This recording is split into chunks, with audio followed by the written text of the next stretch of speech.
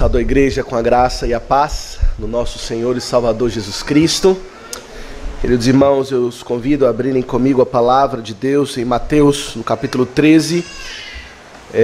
Nesse período de janeiro, com muitos ausentes por viagens, férias, vamos esperar um pouco para dar continuidade à exposição em Romanos, que não queremos que muitos percam a sequência expositiva de Romanos, e assim então temos considerado algumas passagens avulsas das parábolas do Senhor Jesus Cristo. Semana passada nós vimos a parábola do semeador, e hoje queremos considerar a parábola do joio e do trigo. Em Mateus 13, vamos ler a partir do verso de número 24 até o verso de número 30. E depois dos versos 36 a 43, então duas sessões separadas, mas que tratam do mesmo assunto. Mateus 13, primeiro a partir do verso 24, mesmo assentados, vamos acompanhar com reverência a leitura da palavra do Senhor. Diz assim: outra parábola lhes propôs, dizendo: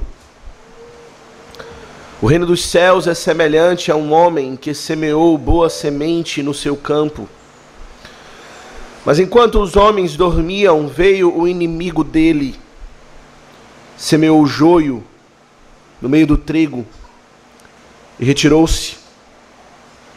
E quando a erva cresceu e produziu fruto, apareceu também o joio. Então, vindo os servos do dono da casa, lhe disseram: Senhor, não semeaste boa semente no teu campo? De onde vem, pois, o joio? Ele, porém, lhes respondeu: um inimigo fez isso. Mas os servos lhe perguntaram: queres que vamos e arranquemos o joio? Não, replicou ele, para que ao separar o joio não arranqueis também com ele o trigo. Deixai-os crescer juntos até a colheita. E no tempo da colheita direi aos ceifeiros: ajuntai primeiro o joio, atai-o em feixes para ser queimado, mas o trigo recolhei-o no meu celeiro. E agora, a partir do verso 36, continuamos a leitura. Então, despedindo as multidões, verso 36, então, despedindo as multidões, foi Jesus para casa. E chegando-se a ele, os seus discípulos disseram: explica-nos a parábola do joio no campo. E ele respondeu: o que semeia a boa semente é o Filho do Homem. O campo é o mundo. A boa semente são os filhos do reino.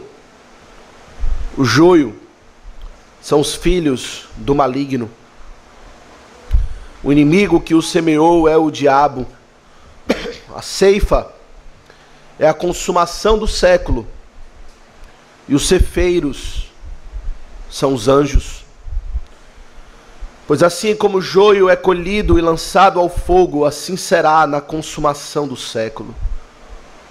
Mandará o Filho do Homem os seus anjos, que ajuntarão do seu reino todos os escândalos e os que praticam a iniquidade, e os lançarão na fornalha acesa. Ali haverá choro e ranger de dentes. Então os justos resplandecerão como o sol no reino de seu Pai. Quem tem ouvidos para ouvir, ouça. Amém. Que o Senhor abençoe a leitura da sua santa palavra. Irmãos, vamos curvar a nossa fronte e orar a Deus, suplicando a sua bênção na exposição da palavra. Vamos orar. Santo Deus e Pai, estamos mais uma vez reunidos na tua casa com teu povo. O propósito, ó Deus, é magnificar, exaltar o teu santo nome. Tu és um Deus glorioso, excelente em todos os teus caminhos, perfeito em todos os teus atributos, santo, justo, puro, bom. E por isso, ó Deus, como igreja uma, exaltamos o nome, lhe bendizemos na tua grandeza e majestade. Porém, ó Deus, estamos aqui porque queremos ouvir a tua voz. Como cantamos no Salmo 29, a tua voz é poderosa, a tua voz é majestosa, a tua voz despedaça os cedros do Líbano.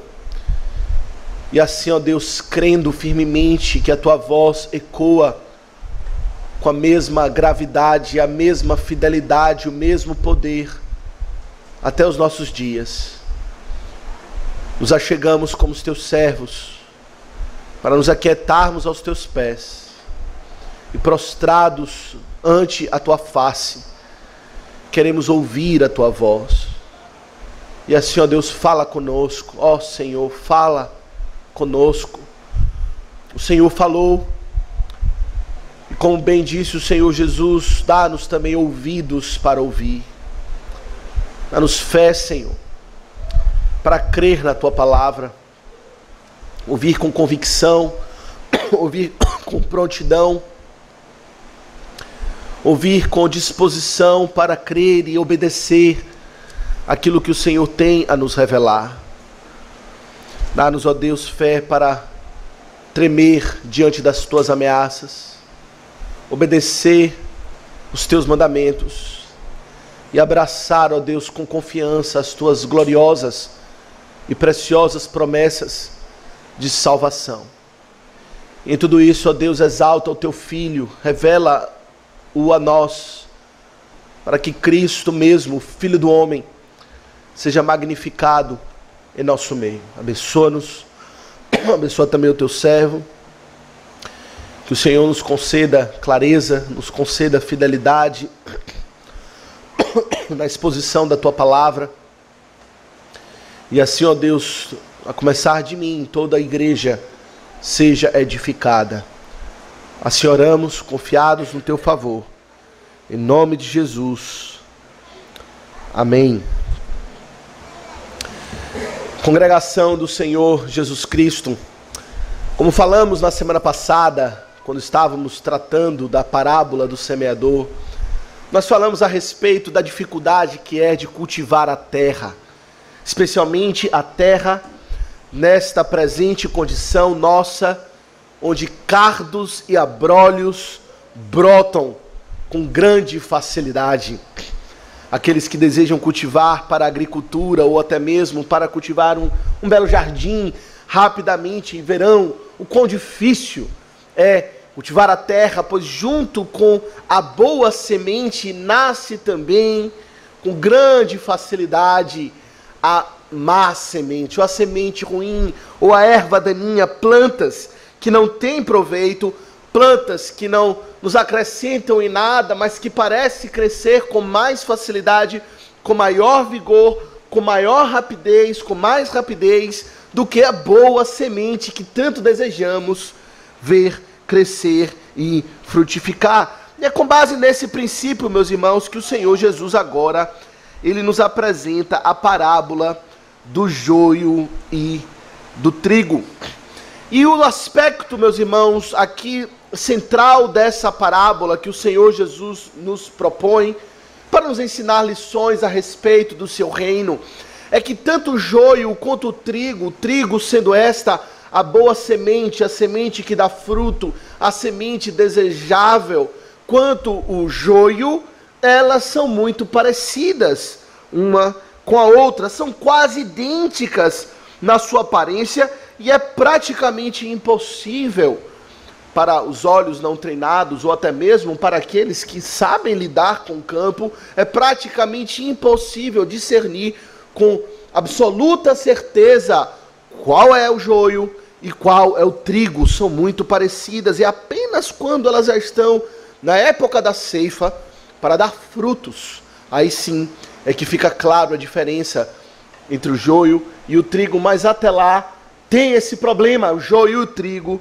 se parecem muito. E é com base nisso, meus irmãos, nessa parábola, a parábola do joio e do trigo, que queremos então considerar nesta ocasião mais lições a respeito do reino de Deus, a respeito da igreja, a respeito de como Deus age e cuida do seu povo.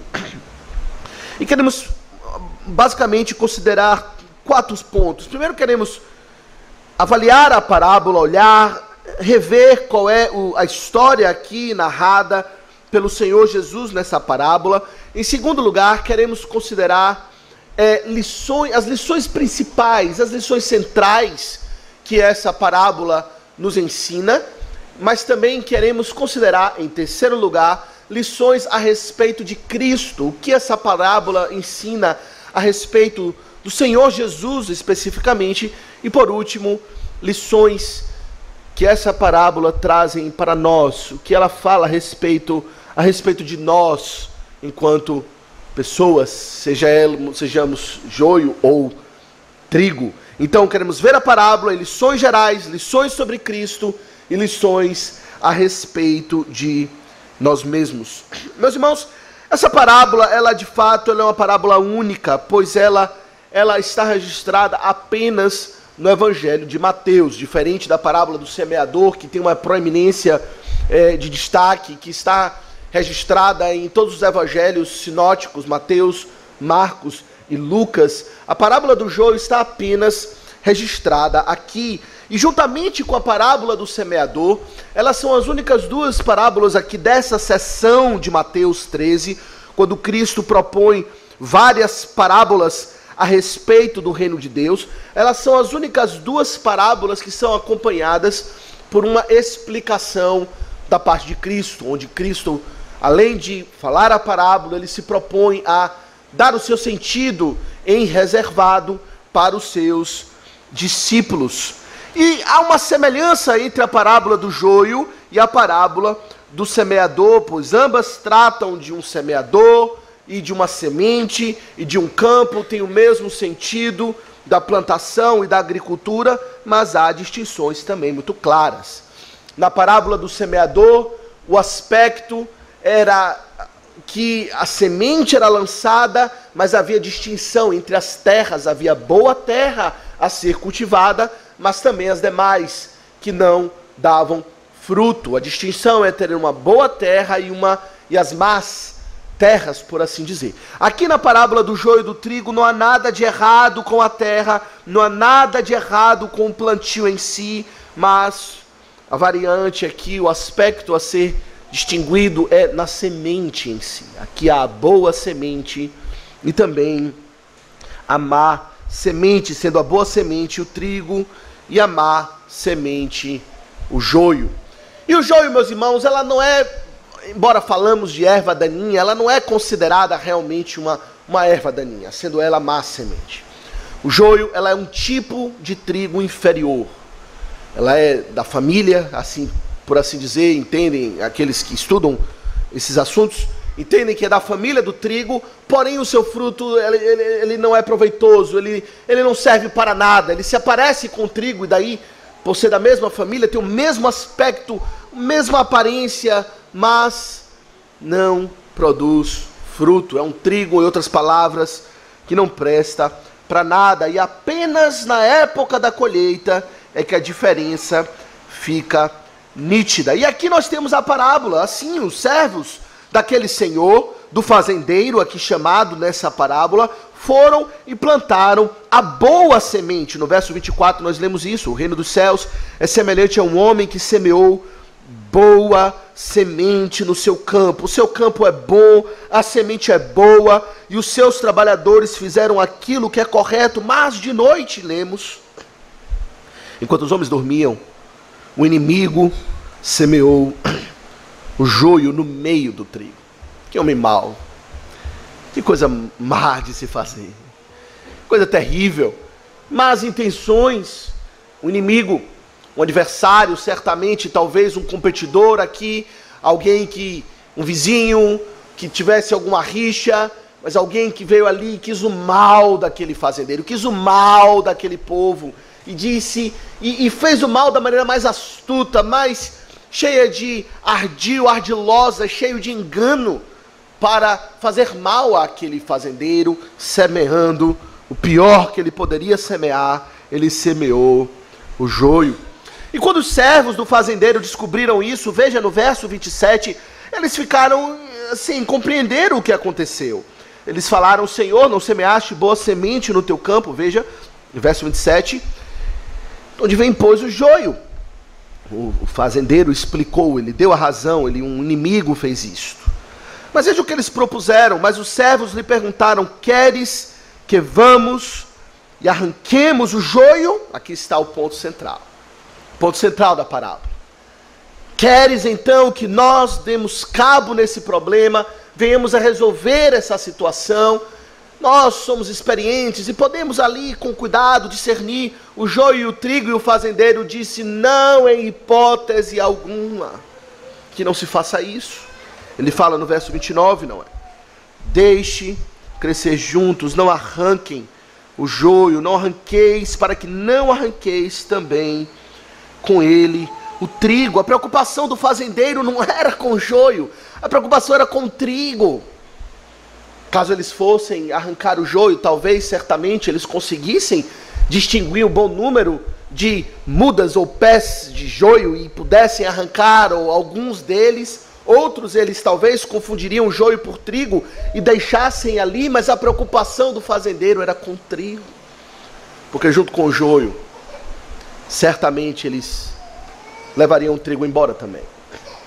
Arrancariam o trigo bom, o trigo que ele plantou, o trigo que ele se importa, o trigo que vai produzir frutos e proveito para o fazendeiro. Então ele disse: não se preocupe agora, deixe crescer juntos, pois virá o tempo da colheita, onde a distinção será muito clara entre o joio e o trigo, onde não haverá dúvidas, aquele que é joio e aquele que é trigo, e faremos a distinção muito claramente, sem nenhum prejuízo para nós, e os propósitos do nosso inimigo serão frustrados. Era esse o propósito, era essa a mensagem, é isso que temos aqui nesta parábola do joio e do trigo. Porém, meus irmãos, o que essa parábola nos ensina?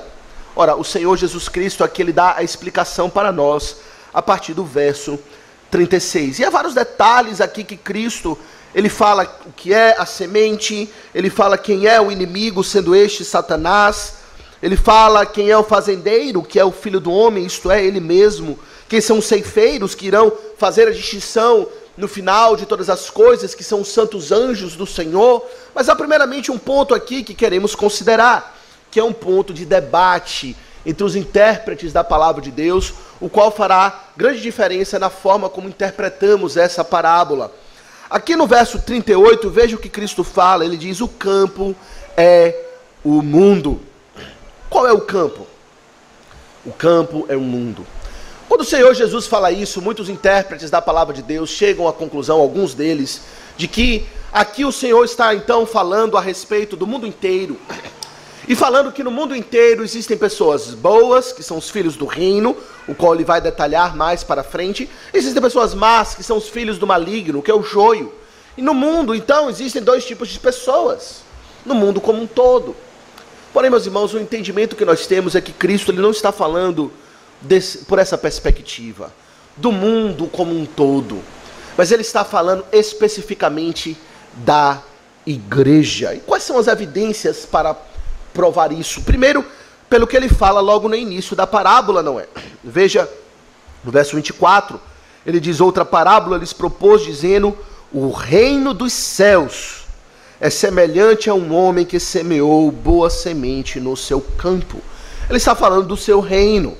Ele não está falando do mundo de forma indistinta, de forma abrangente, como se em qualquer lugar do mundo existem simplesmente pessoas boas e pessoas más. Ele está falando uma lição a respeito do seu reino. Ele está falando da sua igreja. Ele está falando do seu povo. É esse o seu interesse, é sobre isso que ele tem a ensinar. E em segundo lugar, meus irmãos, a própria essência da parábola nos dá a entender que ele está falando da igreja e não do mundo de forma distinta. Porque entre aqueles que são verdadeiramente servos do Senhor, e aqueles que estão no mundo e nada querem com Cristo e não tem nenhuma associação com a igreja, a diferença é muito clara, não é?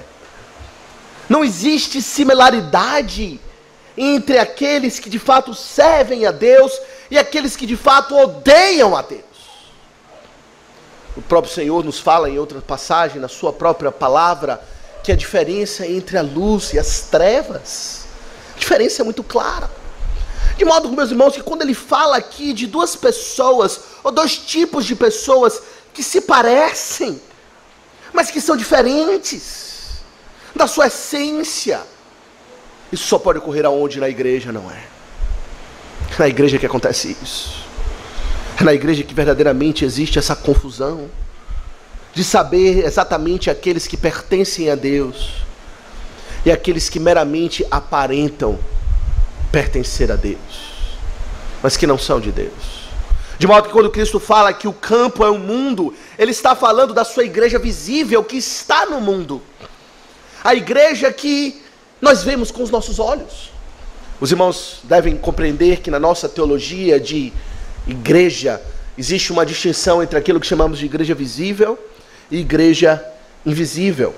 A igreja invisível é aquela igreja que nós compreendemos é composta por todos os eleitos, todos os que são verdadeiramente salvos e que está em todos os lugares, chamada igreja invisível, pois não podemos exatamente discernir quem faz parte dessa igreja ou não, mas a igreja visível, meus irmãos, é essa aqui que está aqui agora, composta por pessoas e qual não sabemos ao certo a sua condição espiritual, também chamada de igreja militante. A igreja que está aqui é a igreja que está no mundo. O campo é o mundo. A igreja visível está no mundo, em todos os lugares. E enquanto, meus irmãos, a igreja está no mundo, o Senhor tem a nos ensinar uma verdade a respeito da sua igreja, que ela não é um lugar homogêneo, que ela não é um lugar onde habita a perfeita paz, que a sua igreja visível não é um lugar onde meramente habitam nela aqueles que amam a Deus, mas que ela é composta essencialmente por dois tipos de pessoas. A primeira delas é a boa semente, não é? Que aqui ele fala, verso 38, ele explica para nós, a boa semente são os filhos do reino.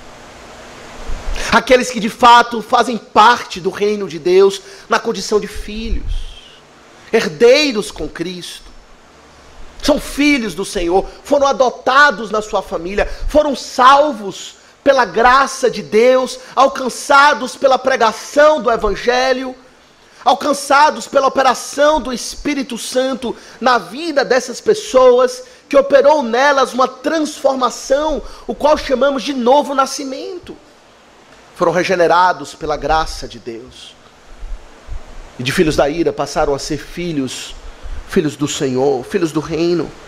Meus irmãos, que coisa maravilhosa em compreender que o Senhor mesmo, Ele é quem semeia a boa semente. Ele está a agregar na igreja aqueles que são filhos do reino de Deus. Como é reconfortante e consolador saber que aqui estamos com pessoas que têm por herança o reino celestial, filhos verdadeiramente legítimos do Senhor por direito de adoção. Tão bom saber, não é? Que estamos no meio de uma família, sendo Cristo Jesus o nosso irmão mais velho, o qual não se envergonha de nos chamar irmãos, tendo nós o mesmo Pai. É a boa semente. E gostaríamos então, meus irmãos, de imaginar e supor, talvez na nossa ingenuidade, que a igreja tem apenas boa semente. Que todos que aqui estão, talvez neste grupo tão pequeno, são todos filhos do reino de Deus. Todos experimentaram um novo nascimento. Todos verdadeiramente creem em Cristo, todos verdadeiramente têm uma fé operante que produz obras, que trabalha para a glória do Senhor, que vive para o Senhor, porém não é assim. O Senhor nos mostra mais uma vez uma perspectiva um pouco dura, mas é a realidade que Ele nos apresenta. Ele nos fala que o seu reino também está passando pelas influências do aquele que ele chama aqui o inimigo. Ele nos fala quem é o inimigo, não é? Verso 39. O inimigo que semeou a má semente é o diabo. Que perspectiva, não é? Interessante que quando olhamos a parábola do semeador, a primeira coisa que Cristo nos apresentou, ao nos falar a respeito da importância da palavra de Deus e do impacto que ela deve ter na nossa vida, a primeira coisa que ele nos fala é do perigo de Satanás, de arrebatar a boa semente da palavra de Deus que é lançada sobre nós. Cristo, meus irmãos, ele novamente aqui, ao falar a parábola do joio, novamente ele abre os nossos olhos, ele nos alerta, ele nos fala da realidade de que Satanás está a operar neste mundo, e não apenas fora das paredes da igreja, mas ele está a agir no meio da igreja. Que realidade nefasta, que realidade triste, mas que realidade. Essa é a realidade, é o que Cristo nos fala, é o que Ele nos apresenta aqui. Ele nos fala a respeito de um ministério, ou de um mistério da iniquidade operando no nosso meio, e das atitudes do maligno, semeando junto com a boa semente, o joio, o qual Ele nos ensina aqui o que é. No verso 31, o joio são os filhos do maligno, que não estão meramente no mundo, não estão ali caminhando, aproveitando a vida, simplesmente desfrutando dos seus próprios interesses, sem demonstrar interesse algum para com as coisas de Deus. Não, Satanás, ele coloca na igreja, no meio do povo de Deus, os seus filhos, que não são outros senão filhos do maligno, o qual ele semeia justamente para trazer confusão, desordem. Veja como ele faz isso. Ele faz na calada da noite, enquanto os servos estão dormindo. Ele faz isso de forma enganosa, de forma sorrateira, de forma imperceptível. Ele faz isso para enganar, pois Satanás veio para isso, para matar, para destruir. O seu nome quer dizer enganador, mentiroso, o pai da mentira. E Satanás sabe enganar. Ele sabe enganar. Esse é o ponto da parábola. Que os filhos do maligno, dentro da igreja, eles se parecem com os filhos do reino. Eles falam da mesma maneira. Eles aprenderam os mesmos jargões. Eles sabem as respostas corretas para as perguntas que lhes são feitas. Ele demonstra aparentemente um comportamento de um filho do reino. Parece trigo, mas não é. Parece filho do reino, filho de Deus, parece realmente alguém salvo pela graça, mas não é. E meus irmãos, a igreja visível, ela é assim. Ela é composta por aqueles que são regenerados e aqueles que nunca foram regenerados, mas que estão aqui por uma ação maligna, estão aqui por uma vontade, não do Senhor, uma vontade de Satanás, para trazer confusão, para trazer desordem, para tentar frustrar os planos do Senhor. E devemos compreender, meus irmãos, que a igreja sempre será assim. Sempre terá o regenerado e o não regenerado. Sempre vai existir Esaú e vai existir Jacó. Sempre vai existir o eleito e sempre vai existir o réprobo. Sempre vai existir o verdadeiro crente com uma fé sincera no Senhor. E sempre vai existir o hipócrita que se assenta no nosso meio. Canta conosco. É um de nós, para todos os efeitos, é um de nós. Assim o reconhecemos, assim o tratamos. Mas na verdade não é. E o princípio, meus irmãos, que o Senhor nos traz aqui é que eles irão crescer juntos. Eles estarão juntos em todo o tempo. E devemos compreender isso. Devemos compreender que a igreja é assim. Eu sempre falo para alguém que está chegando novo na igreja, e que talvez chegue com grande empolgação, com grande alegria, às vezes com a visão até mesmo romantizada da igreja. Chamo de período de lua de mel. É quando a pessoa olha para a igreja e só vê coisas boas, não vê defeitos, só vê alegria. Eu procuro sempre dar um leve banho de água fria nessa pessoa, para que ela venha compreender algo daquilo que Cristo está nos ensinando nessa passagem.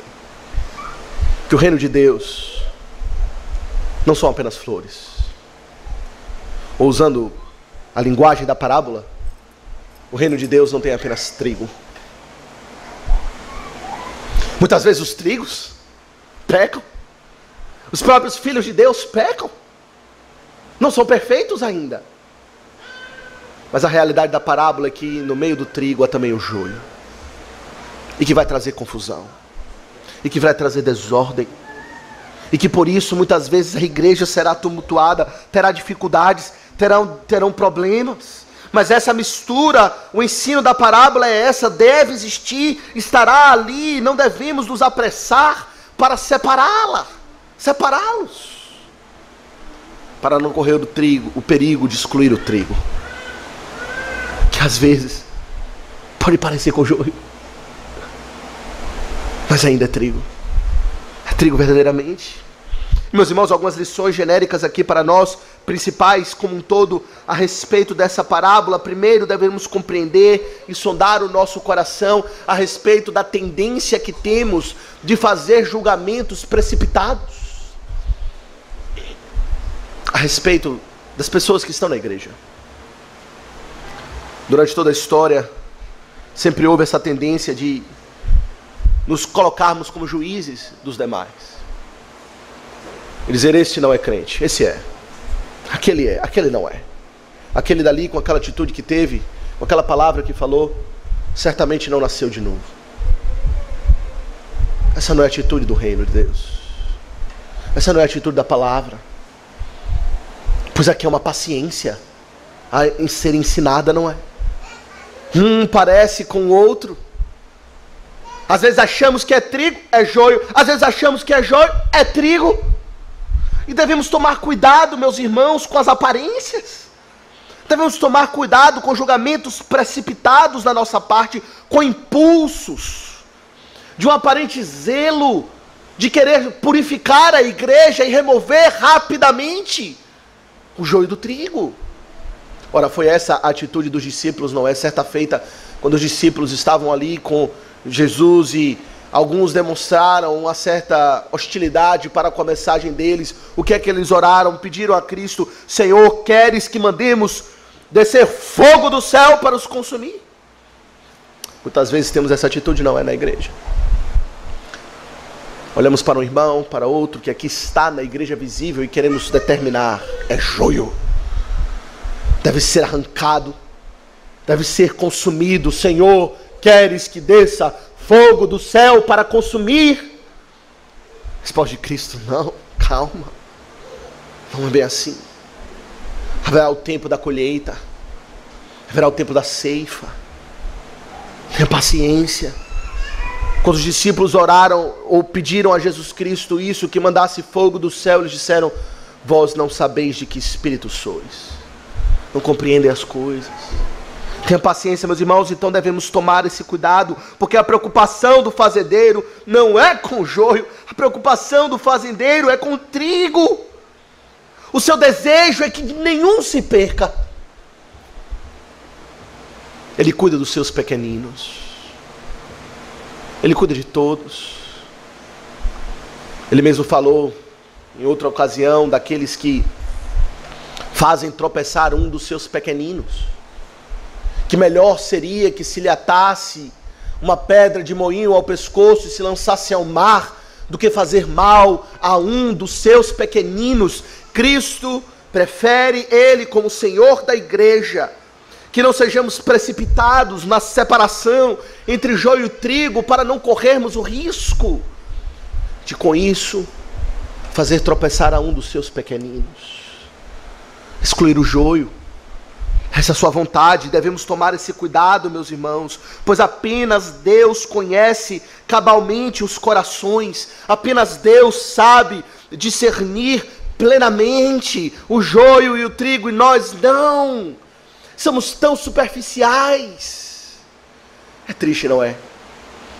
Quando vemos as pessoas julgando umas às outras na igreja, sem nem conhecer, sem nem saber o que se passa. Olha para uma atitude de um irmão, já determina alguma coisa, já fala algo, já emite um parecer descaridoso, sem saber do que se passa, sem saber da sua vida, das suas lutas, das suas dificuldades, do porquê daquilo. Talvez seja um pecado mesmo, mas precisamos ser caridosos no julgar. Meus irmãos, isso não exclui, por outro lado, aquilo que a Bíblia chama de disciplina eclesiástica. Quando chega o momento onde uma pessoa deve verdadeiramente ser expulsa da igreja, ou aquilo que chamamos de excomungada, removida da comunhão. Não exclui, Cristo mesmo fala sobre isso mais adiante, em Mateus 18, ele nos fala a respeito dos passos daqueles que hão de pecar contra a igreja, e que verá o momento onde alguma pessoa dentro da igreja, se pecar e pecar e pecar, ela deve ser considerada sim gentil e publicana. Em outras palavras, deve ser considerada sim como um incrédulo, e não como um crente, não como um de nós. Mas aquilo que o Senhor Jesus nos ensina aqui, a parábola do joio, nos dá, especialmente a nós, eu falo aos presbíteros que aqui estão, eu juntamente com eles, nos dar muita prudência, até mesmo no exercício da disciplina eclesiástica, não é? Nos fazer cautelosos, nos deve fazer longânimos, pacientes, deixar que o tempo manifeste claramente se aquela pessoa que até então aparenta ser trigo, na verdade não é, e ela mesmo revele com grande clareza que ela não é trigo de modo algum, para que venhamos a exercer a disciplina eclesiástica, mas que sejamos prudentes e pacientes. Às vezes algumas pessoas perguntam por que não foi disciplinado antes, porque tal pessoa que fez isso ou aquilo, quando veio à tona certo pecado, fala por que não foi disciplinado antes, por causa disso, porque não queremos fazer tropeçar a um dos pequeninos do Senhor, não queremos excomungar ou tirar da comunhão alguém que na verdade está apenas fraco na fé, e que carece de cuidado, e não de uma exclusão sumária. É isso que o Senhor nos ensina aqui. Mas há lições, meus irmãos, aqui também a respeito de Cristo, não é? Pois aqui ele nos fala, nessa parábola, que o fazendeiro, aquele que semeou a boa semente, é o Filho do Homem. O Filho do Homem é Jesus Cristo. E ele nos fala que como ele cuida da sua igreja, como ele enxerga a sua igreja, quais são os seus propósitos. E as verdades maravilhosas a respeito de Cristo que aprendemos aqui, aprendemos em primeiro lugar que Cristo é aquele que semeia a boa semente. Em outras palavras, é Ele que congrega os seus, é Ele que cuida, é Ele que sustenta, é Ele que provê todas as coisas. Em outra passagem ele disse: as minhas ovelhas, elas ouvem a minha voz, elas vêm e me seguem, elas me conhecem, eu as conheço, eu as chamo pelo nome. Meus irmãos, uma conversão, quando alguém vem e se junta à igreja e verdadeiramente nasceu de novo, experimentou o novo nascimento, experimentou o arrependimento de pecados e fé no Senhor Jesus Cristo, por trás de toda essa experiência está Jesus Cristo, congregando os seus eleitos, os seus amados. É Ele que semeia a boa semente. A conversão, meus irmãos, não é um mero fenômeno social, um mero convencimento intelectual. Alguns pensam assim, especialmente os descrentes. Eles olham para a conversão como um ato ou um fato de alguém que ouviu uma palavra e pela influência de A ou de B foi convencido na sua mente e agora se converteu. E muito embora Deus use instrumentos humanos, nada aconteceria se Cristo não agisse. Por meio do seu Espírito que partiu da sua parte, que Ele mesmo enviou para congregar os seus eleitos. Vemos também que Cristo aqui, ele tem a primazia na obra que ele faz em detrimento da obra do inimigo. O campo é um, e há duas sementes, há dois que atuam, a Cristo e ao maligno, aos filhos do reino e os filhos de Satanás, no mesmo lugar. Porém, meus irmãos, a visão que nós temos aqui dessa parábola não é uma visão maniqueísta do bem contra o mal, de Cristo contra Satanás, competindo para ver ao final quem vai ganhar. Em nenhum momento a obra de Cristo é colocada em questionamento aqui. A sua obra será concluída cabalmente. E o propósito do inimigo, meus irmãos, jamais prevalecerá. Satanás, ele não pode frustrar as obras do Senhor Jesus Cristo. Ele veio com este propósito. O seu propósito foi sempre destruir a igreja. Nós lemos isso em Apocalipse, não precisa abrir agora. Em Apocalipse, se não me engano, é capítulo 12. Nós lemos a respeito de Satanás, lá falado como um grande dragão que perseguia a igreja da antiga aliança, e o seu propósito era devorar o filho do homem, devorar aquele que nasceria da mulher, e ele não assim o fez. Ele não conseguiu destruir a Cristo, fez de tudo para que Cristo morresse não uma morte vicária, mas uma morte que fosse frustrada nos seus propósitos. Ele morreu uma morte vitoriosa, ressurgiu, e tendo sido frustrado no seu intento de fazer mal a Cristo, ele procura destruir a igreja. É isso que Cristo está nos ensinando aqui, tanto na parábola do semeador, quanto na parábola do joio e do trigo. Quando o apóstolo Pedro nos fala de Satanás que anda ao nosso derredor como leão que ruge, o propósito de Satanás é destruir a igreja. E sabe o que ele conseguirá? Nada! Nada! Pois a obra de Cristo tem a primazia. O próprio Senhor Jesus Cristo diz que nenhum daqueles que o Pai deu ao Filho haveria de se perder. Nenhum! Nem um grãozinho de trigo, nada há de se perder nas mãos do grande fazendeiro, do grande Senhor da igreja. Ele tem a primazia, o qual aqui nós vemos a respeito também, aprendendo a respeito de Cristo, o que na verdade ele faz é expor ao vexame as obras de Satanás. É isso que ele faz aqui, não é? Tanto na parábola do semeador, quanto na parábola do joio e do trigo, o que ele faz é expor Satanás e as suas artimanhas. O apóstolo Paulo, ele diz o seguinte em uma das suas cartas, que nós não ignoramos os estratagemas de Satanás. Não ignoramos, não fazemos vista grossa, não fingimos que nada está acontecendo. Sabemos de Satanás, sabemos que ele existe e conhecemos as suas artimanhas, as suas estratégias, e é isso que Cristo faz aqui. Ele revela, ele expõe Satanás ao desprezo e à vergonha dos seus propósitos. Ele mostra para nós a realidade de Satanás. Às vezes nós ficamos a nos perguntar por que existe tanto problema na igreja, tanta confusão, tanta luta, tanta dificuldade, tanta contenda, divisão, desunião, problemas mil. O que Cristo faz aqui é advertir a sua igreja e ensinar a respeito da obra de Satanás, para poder nos equipar contra Satanás, para que possamos resisti-lo no dia mau e perseverar até o fim. Nos tempos da guerra, uma das coisas mais importantes é informação, não é?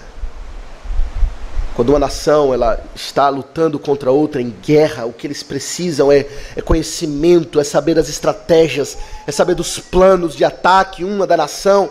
E para isso existe toda uma divisão de espionagem, para que se descubra os planos do outro. Inclusive foi isso que foi a grande virada na Segunda Guerra Mundial. Quando Alan Turing, aquele que inventou o computador, ele conseguiu descobrir uma forma de burlar o código que codificava as mensagens dos inimigos. E assim as mensagens que passavam criptografadas, ele conseguiu uma forma de decifrar e com informação eles venceram a guerra. E é isso que Cristo nos dá aqui.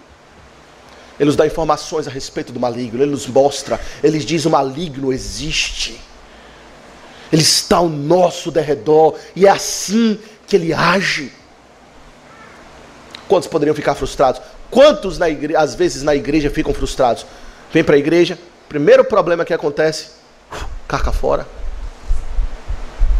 Porque não tem maturidade, não compreendeu ainda aquilo que Cristo está a nos ensinar. E Cristo, ele faz isso.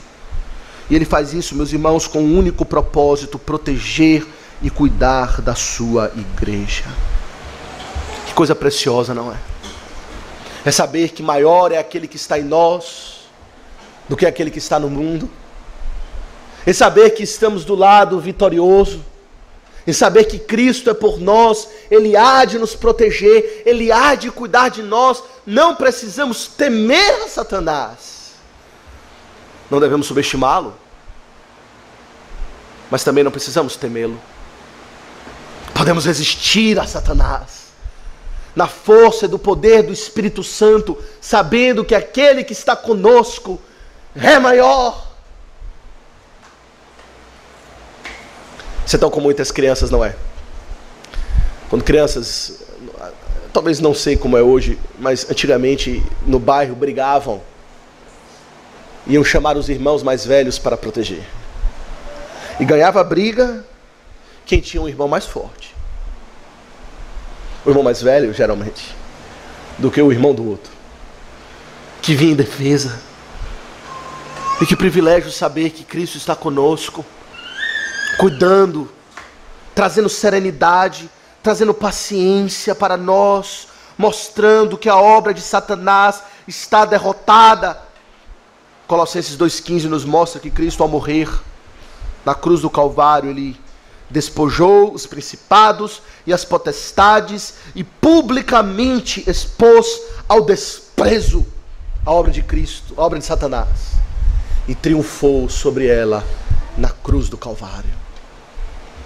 Que coisa maravilhosa! O nosso inimigo já está derrotado. É isso que nos mostra, meus irmãos. Isso também nos ensina, essa parábola, a respeito de Cristo, a respeito da sua paciência. Que coisa impressionante, não é? A paciência de Cristo. Se nós estivéssemos no lugar de Cristo, não sendo Deus, tendo a sua sabedoria, mas tivéssemos o seu poder, certamente iríamos resolver isso. Mas Deus não age com forma precipitada, Ele age com paciência. Ele diz: deixai crescer juntos. Deixai, este é o meu propósito. Virá a hora, o momento onde a vitória será executada. É o tempo da colheita, quando o Senhor enviar os seus santos anjos para fazer a separação entre os filhos do maligno e os filhos do reino. E até lá Ele espera com paciência. Essa é uma lição que eu tenho ensinado a minha filha. Ela está cansada de ouvir isso, mas quase que diariamente eu repito para ela: minha filha, tudo na vida tem que esperar com paciência. E Deus espera com paciência. E sabe o que significa a paciência de Deus? A paciência de Deus significa salvação. É isso que diz o apóstolo Pedro. Veja, abra comigo em 2 Pedro, no capítulo 3.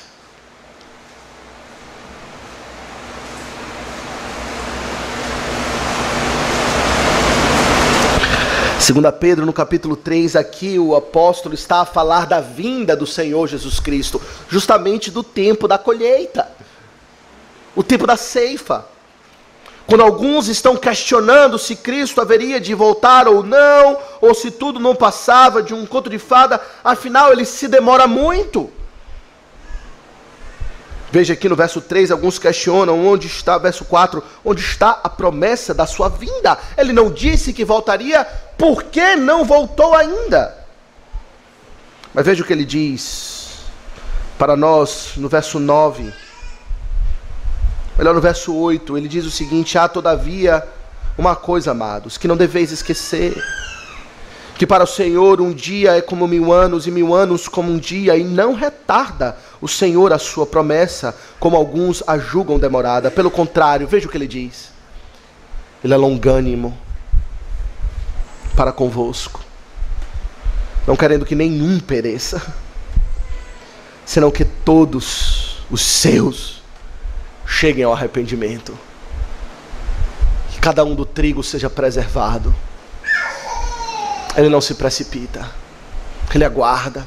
E veja o que ele diz para nós no verso 15. 2 Pedro 3,15: E tende por salvação a longanimidade do nosso Senhor. A paciência de Deus é para nós salvação. Porque com o tempo Ele vai salvando os seus. Ele vai preservando os seus. O joio Ele irá tratar. Aqueles que estão no meio da igreja, falam como crente, agem como um crente, parecem ser crente, mas na verdade não são. No interior, não creem em Cristo, vivem para o pecado. Cristo diz: deixai-os. Deixai-os. Haverá o tempo para eles. Porque o meu desejo é que nenhum dos meus pereça. Tende por salvação a longanimidade do nosso Senhor. Porém, meus irmãos, essa passagem também ensina coisas a respeito de nós, não é? Lições para nós, para a nossa vida. Veja, será que essa palavra aqui não nos ensina a respeito de como devemos buscar discernimento para lidar com os nossos próprios problemas e com as lutas que enfrentamos na nossa vida? Quando os servos daquela fazenda, daquele fazendeiro, se depararam com um problema, o joio está aqui no meio do trigo, alguém semeou esse desastre. A princípio eles ficaram preocupados e ficaram sem saber como lidar com aquilo. E de onde eles buscaram respostas? Eles buscaram no Senhor, no fazendeiro, que acalmou a eles. Disse: calma, deixai-os. Quem fez isso é o inimigo. O Senhor deu a eles uma perspectiva de como engolhar aquela situação, de como enxergar aquela situação, e não apenas uma perspectiva de como enxergar, sobre como agir naquela situação. Cristo pastoreou aqueles servos, e devemos agir assim também, meus irmãos. Nas situações que enfrentamos na nossa vida, devemos buscar a perspectiva de Cristo em tudo. Perspectiva do Senhor. E via de regra, o que o Senhor fará é nos acalmar. É dizer: calma, não andeis ansiosos, tende bom ânimo, eu sou contigo. Porque estás abatido, ó minha alma, porque te perturba dentro de mim, diz o salmista. Ainda louvarei, ainda que eu ande pelo vale da sombra da morte, não temerei mal algum, porque o Senhor está comigo. No mundo tereis aflições, mas tende bom ânimo, eu venci o mundo. Ide por todo mundo e pregai o evangelho a toda criatura. Eis que estou convosco todos os dias, até a consumação dos séculos. Aqueles servos, agitados em primeiro lugar, depois se acalmaram. Confiaram na palavra do fazendeiro, do Senhor. E assim devemos fazer, meus irmãos, sempre. Buscar o Senhor, confiar nele, saber que ele entende mais, saber que ele tem guardado o seu povo, saber que nenhum será perdido, nenhum trigo, nenhum dos seus, nenhuma das suas ovelhas, nenhum dos seus filhos do reino, nenhum será destruído. Ainda que enfrentamos dificuldades por meio das tribulações dessa vida, por meio dos filhos do maligno que estão perto de nós, ele nos acalma. Que Cristo lhe acalme também. Meus irmãos, será que também essa parábola nos ensina sobre como devemos nos portar? A atitude do Senhor é paciente. Essa também deve ser a nossa. De paciência. Paciência na igreja. Paciência com o pecado dos dos nossos irmãos, não sabemos, reputamos por joio, mas pode muito bem ser trigo. E devemos ter paciência. Que triste quando a igreja está em divisão. E há um julgamento descaridoso para com aqueles que estão ao nosso redor.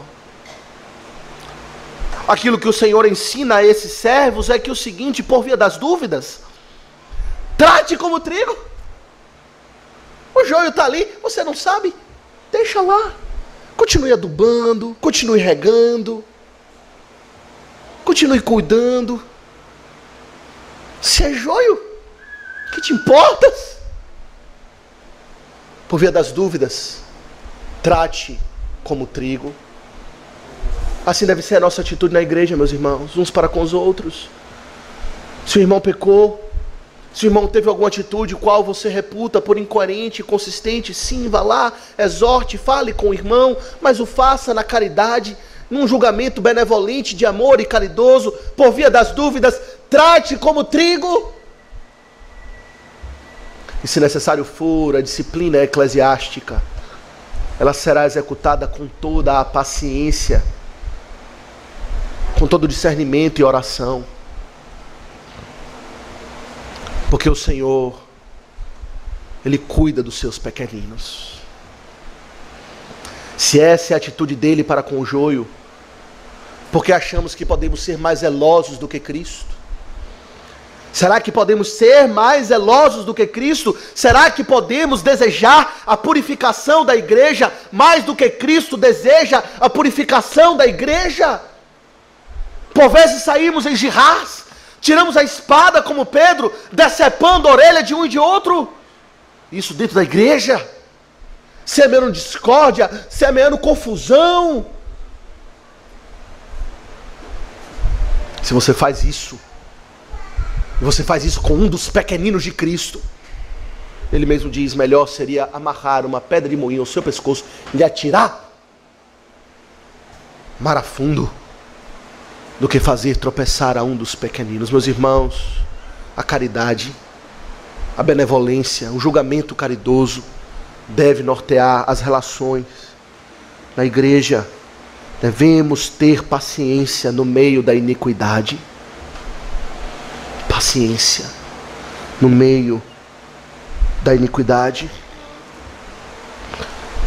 Mas também, meus irmãos, como aplicação para nós, será que temos cultivado a esperança celestial de que um dia tudo isso será retificado?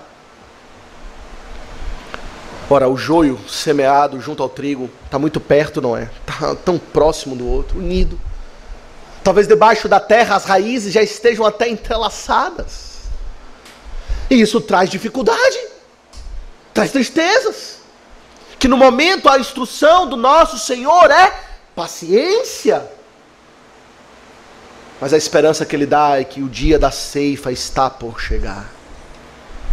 E que um dia verdadeiramente essa separação será feita. E será feita com perfeição. Será feita segundo a vontade do seu Senhor. Um dia o Senhor recolherá no seu celeiro o trigo. E veja o que Ele diz aqui para nós, na explicação. Que aqueles, no verso 43, eles resplandecerão como o sol no reino de seu Pai. Que figura maravilhosa. Que esperança. Onde um dia estaremos para sempre com o Senhor. Sem confusão. Sem pecado. Sem iniquidade. Sem tristezas ocasionadas pela obra de Satanás no seio da igreja. E que estaremos resplandecendo como o sol ao meio-dia, brilhando para a glória do Senhor. Essa é a nossa esperança. Mas que ao mesmo tempo, veja o que Ele diz naquele dia, verso 41. Mandará o Filho do Homem e o Senhor Jesus Cristo e não outros seus anjos, que ajuntarão do seu reino, isto é, da sua igreja. Ele tirará de lá todos os escândalos, e os que praticam a iniquidade, e os lançarão na fornalha acesa. E ali haverá choro e ranger de dentes.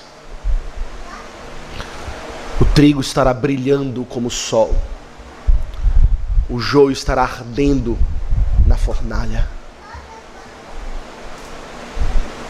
Você pode ficar na igreja visível até certo ponto, se for joio.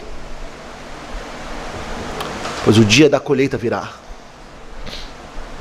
E ele dirá: do seu reino ele tirará de lá aqueles que praticam escândalos, que praticam iniquidade, que não andam de forma consistente com o evangelho da graça. Ou como ele disse em outra passagem, dirá: nunca vos conheci, apartai-vos de mim, os que praticam a iniquidade.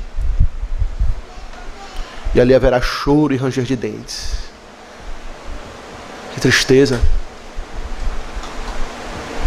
É um autoexame, meus irmãos, é um chamado para um autoexame também. Veja, um autoexame, não exame alheio. O exame alheio é a caridade, mas o autoexame é no rigor da palavra, para que não venhamos a nos enganar a nós mesmos. É pelo prumo do Senhor, como vimos pela manhã em Amós, o qual Ele usa para verificar se estamos retos dentro dos seus padrões, ou se estamos de fato praticando a iniquidade. Pratique o autoexame, e quem sabe você possa dizer: pela graça de Deus, sou o que sou. Pecados sim, ainda há muito a santificar na minha vida, mas Deus sabe que eu o amo. Talvez como Pedro, que ali por um tempo aparentemente se portou como joio, mas Deus é aquele que diz que não esmaga a cana quebrada e nem apaga a torcida que fumega. Mas foi lá e Pedro diz: Pedro, tu me amas, tu sabes que te amo, Senhor. A respeito de ter negado a Cristo, ele disse isso. Será que podemos dizer com sinceridade que amamos a Jesus, que amamos a Deus,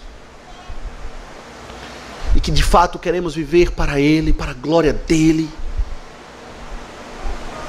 que somos sinceros?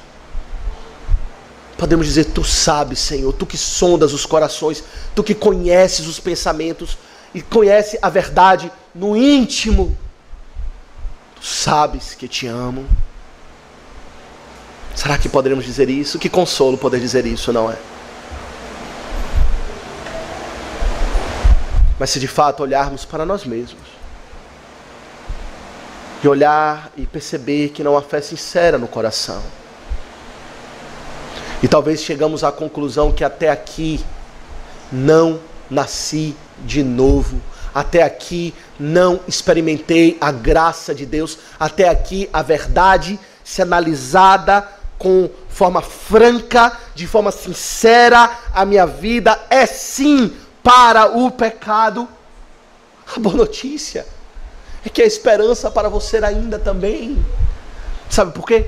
Deus salva hipócritas também, para que saiam da sua hipocrisia e venham para a luz e para a verdade. E aí eu lhe chamo: saia da hipocrisia, saia, pois Deus pode transformar o seu coração. Ele é aquele que recria pelo seu poder, pelo poder da sua palavra, faz todas as coisas novas. É aquele que faz de filhos da ira filhos de Deus. Todos quantos o receberam, deu-lhes o poder de serem feitos filhos de Deus. Saia da hipocrisia. Mas se você prefere continuar na hipocrisia, você não será maltratado, não. Você estará bem aqui no nosso meio, muito bem. Receberá todo o tratamento caridoso da nossa parte. Mas no dia da colheita, a verdade virá à tona. E não espere benevolência da parte de Cristo. A benevolência é para hoje. É para hoje. Naquele grande dia, a paciência do Senhor chegará ao seu fim. A paciência do Senhor, meus irmãos, é o único atributo do Senhor que experimenta limites. A sua santidade é limitada, o seu poder é ilimitado, o seu conhecimento não tem fim, mas a paciência do Senhor tem. O dia do juízo virá. Quem tem ouvidos para ouvir, diz o Senhor, ouça. Que o Senhor nos abençoe. Amém.